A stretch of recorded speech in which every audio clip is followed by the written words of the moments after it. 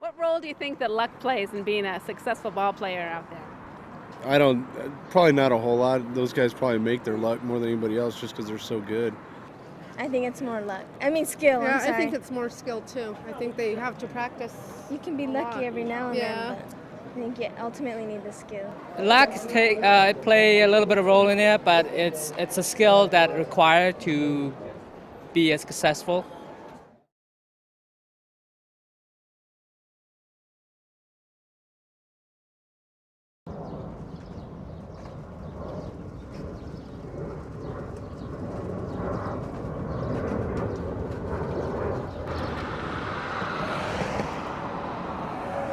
The city of Tempe and the Anaheim Angels want to wish a very happy retirement to Jim Brown.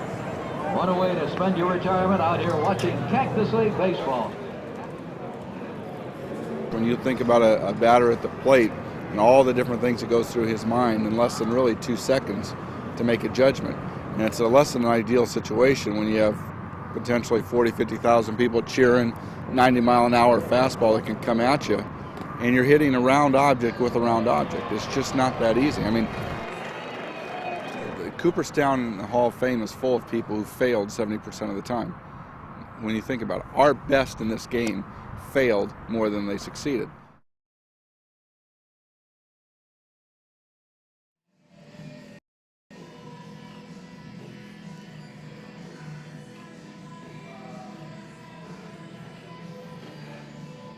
Better conditioned you are, the less likely you are to have an injury. Stretching, lift, I mean, all that goes within it. You know, we throw a lot, we run a lot. You know, we take a lot of ground balls, we lift a lot of weights. You know, just to strengthen everything, to try to keep everything tightened up and so it doesn't fall apart. Because I think before you didn't have really a gauge of how much it was going to break. So sometimes it break like this, and sometimes it breaks small. You know this is more of a controlled break, and you can start that thing wherever you want to.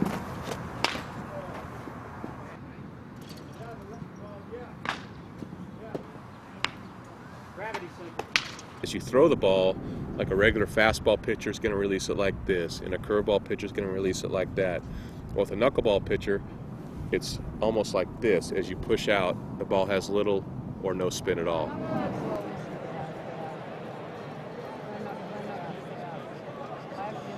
We're very much kind of the core part of the mood of the team. You know, then for us, you know, we're kind of calling the shots back there. We're suggesting pitches to the pitcher and just kind of being the leader. You know, even just by position. You know, you don't have to be a leader as a person. You don't have to be a loud vocal guy, but your actions often dictate kind of the mood of the team.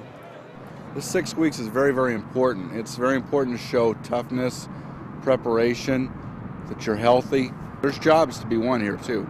Got a little bit of battle at third base between Troy Gloss and Dave Hollins. You've got a catching job to be won. You have a middle infield job to be won. Yeah, I've played baseball since I was probably 4 years old, maybe 5 years old, all the way up through high school, college, and then here in the professional ranks. You know, and I can't think of anything else I'd rather do than this. So I got to make sure I can catch it, hit it, and throw it.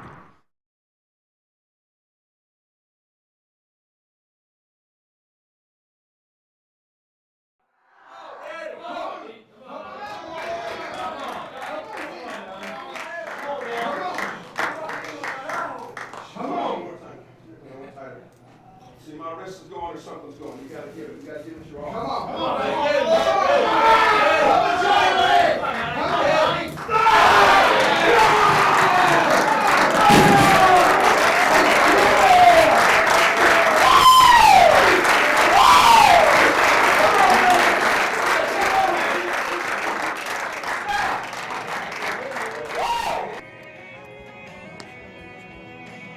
If you're a young player, you got to establish yourself. You know, if a pitcher comes inside, maybe knocks you down, you get back up and try to hit a line drive off his forehead.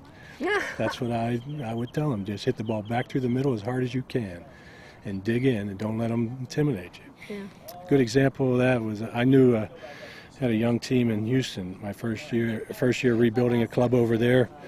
We had a young player in his first year with us, Jeff Bagwell, who is well known and is one heck of a player, but as a rookie, you don't know how good a player is going to be or what kind of mental approach he's going to have. And First series of the year, we're in Cincinnati, and he comes up in the 8th inning, top of the 8th or 9th inning, and he's facing Rob Dibble with the bases loaded.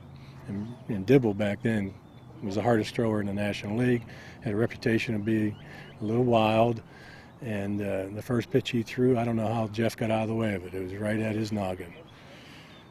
And I thought, we're going to find out something here in a hurry, you know. And the next pitch he threw, Bagwell hit a rocket back through the middle. You know, the shortstop caught it, but I mean, it was a bullet. And I said right then and there, I said, I think I got a player here, you know, because he wasn't intimidated. He could handle the mental side of the game. And for me, that's the difference between the stars in this game and the average players, their mental approach. My job is to make sure that every day they're mentally prepared to play, that they, whatever routines they are, that they know who's pitching, that I build them up. That's one part of my thing, is to every day make sure that they know they're the best. So when they went out there, they believe it, and so they believe they can beat that pitcher, or that pitcher believes he can get that hitter out. I just wanted to hit me. Just kind of try to walk up to the plate with kind of a, you know, like a demeanor that just kind of tells them that, you know, it doesn't matter what you're going to throw, I'm going to hit it. I'm going to hit it really hard, and I'm going to get a hit. And that's, you know, and you walk up there with that demeanor every time, they start believing it. Do you talk to the hitter? Trying to psych him out?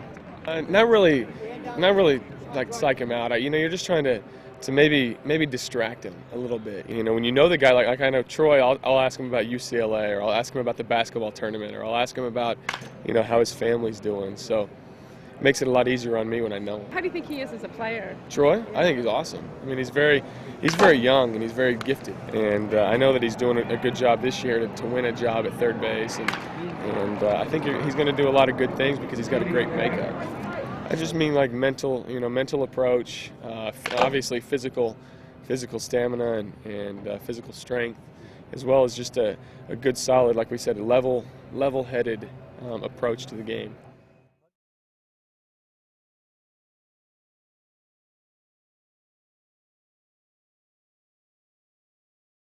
You can have all the skills in the world, and you can go out there some days and you can hit the ball hard on the nose 4 or 5 times and walk off the field with an 0 for 5 day. And then you can go out there the next day, which I've seen and I've experienced as a hitter, and hit the ball poorly and be able to sneak the ball through the infield, or just get the ball just out the outreach of a fielder's glove, and I've gotten base hits that way. So you've got to have some luck. Having the skills and doing the other things on a consistent basis is okay, but you still have to have some luck. There's luck involved in everything. You know, you got to be at the right place at the right time. You know, there's a lot of players in this game who are good enough to play here, but for whatever reason, the spot's not open that they play. You know, there's 9 positions on the field, and you play one of them. If that position's not open, you won't make the team, no matter how good you are. You know, so there's a lot of luck in that. And there's a lot of luck involved when you hit. You know, there's 9 fielders out there trying to catch the ball. You know, and you can hit it as hard as you want, but you might hit it right at somebody, and you don't get a hit. So you eat the chicken every morning, man, before a game? The chicken. Exactly. You try to do everything you can to try to increase your luck, and whatever makes you feel better, it works.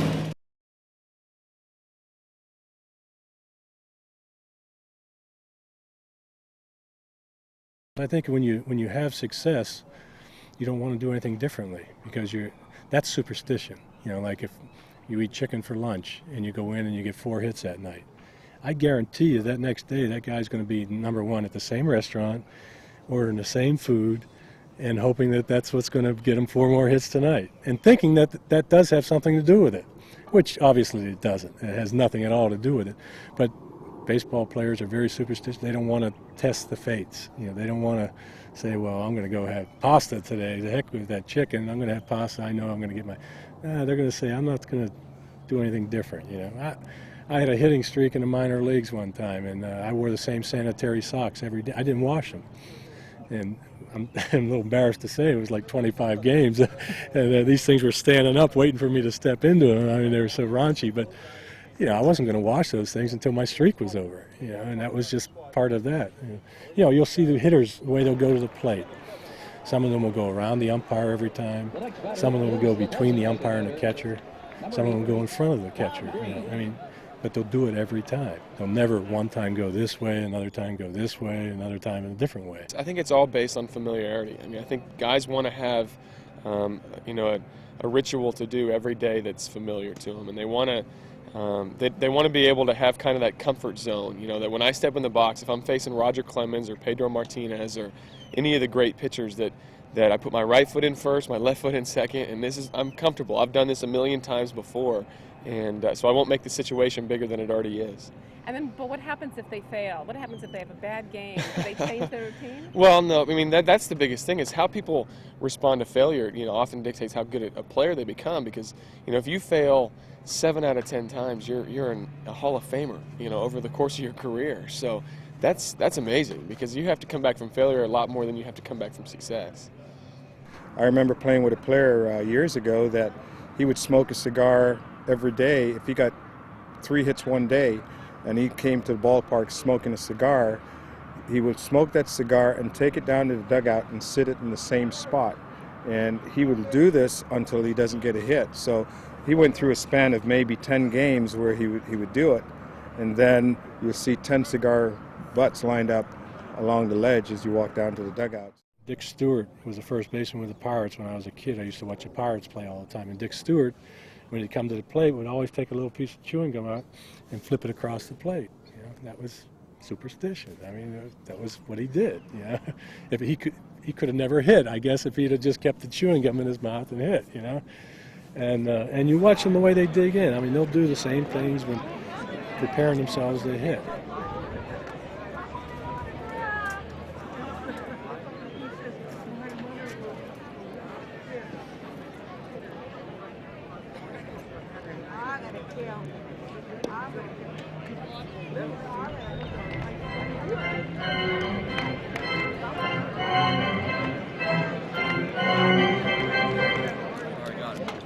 It's a ritual. I mean, that's the way they've always done it. That's where they feel comfortable.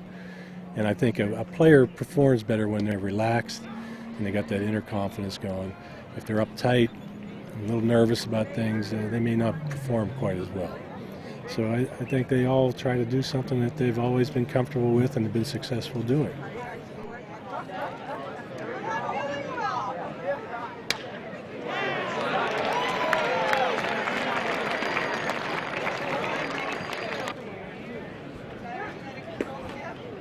There's a guy on our team who won't let you touch his glove.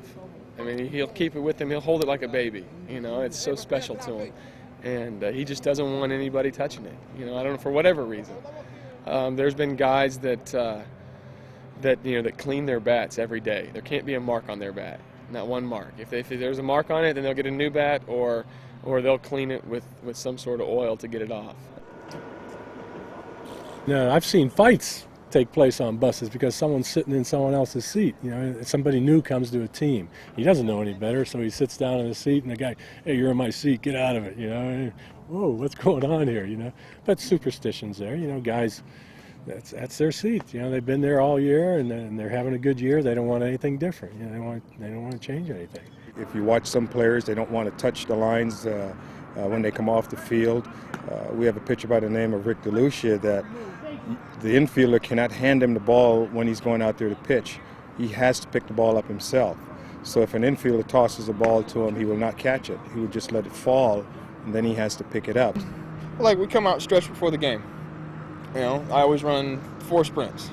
You know, not 3, not 5, I don't know why, just 4. That's just, you know, when I run 4, I know I'm done. You know, they go through certain stretching. You generally always throw with the same person. You know, you go through the same routine when you're at the plate. You know, getting in the box, stepping out of the box, getting your signs. You know, you always do it the same way, and it almost becomes subconscious. You don't even really realize that you're doing it until you watch yourself on film. You go, oh, well, that's what happens. And do you tease each other about this kind of thing? A little bit. I think we talk about it a little bit, but again, it's one of those things that's really unspoken because we don't want to mess up anybody's rhythm. You know, the game is such that the old thing about a guy pitching has a no-hitter going, you know, into the 6th or 7th inning, nobody is ever going to talk to him. Nobody will sit next to him or say anything to him for fear that that might jinx the no-hitter.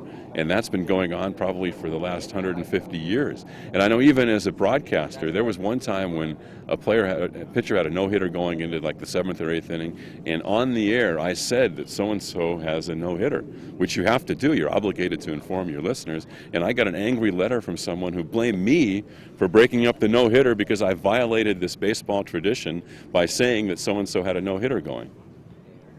Even as a manager, I do things superstitiously. If I write up a lineup with a pen and we win, I'm going to use that same pen the next night. You know, I mean, it had nothing to do with us winning, but I'm not going to test the fates. I'm not going to use a different pen. And if we lose the next night, then I'm really mad at myself because I think I lost the game because I used the wrong pen to put the lineup up with. You know, it's just stupid things like that. But like I say, you feel like you're doing your little thing to help the team win. If we win a game, the next day I write it with the same pen. Absolutely. Well, I mean, I have a routine when I get to the ballpark. I write my lineup. I walk in, I sit down, I write my lineup. And then I do some other things, and before the game starts, there's a certain time I go out towards the field to get myself ready. And so, we've all done it. We've all grown up doing it. Why change it? It's just superstition. I mean, it's stupid and makes no sense whatsoever, but we do it. One superstition we all have in common is that we're not superstitious. So we just have rituals that we use. Wait, is it bad luck? Does it jinx it if you? I don't know. I'm not going to try, so I don't know. I'm not going to try to ruin my luck. That's for sure. Come on.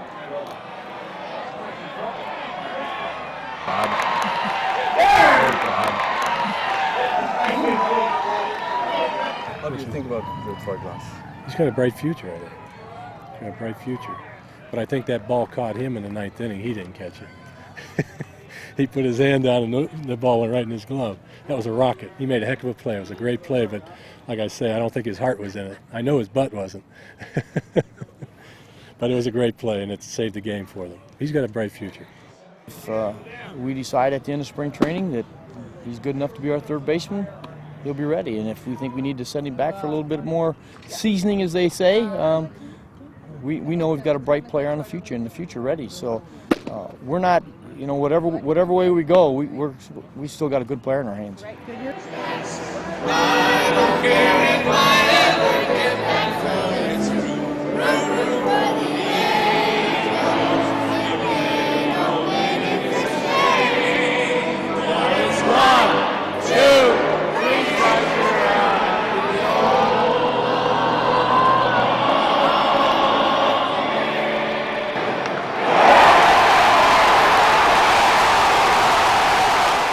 The Angels took the lead in the 4th when Tim Salmon and Garrett Anderson hit back-to-back homers on consecutive pitches from Cleveland starter Jared Wright. But the Angels couldn't hold the lead. They fell behind in the 5th, tied it up in the 7th, and then with a man on in the 8th, Troy Gloss doubled him home, and the Angels went on to a 6-5 victory. In the contest, Troy Percival picked up the save.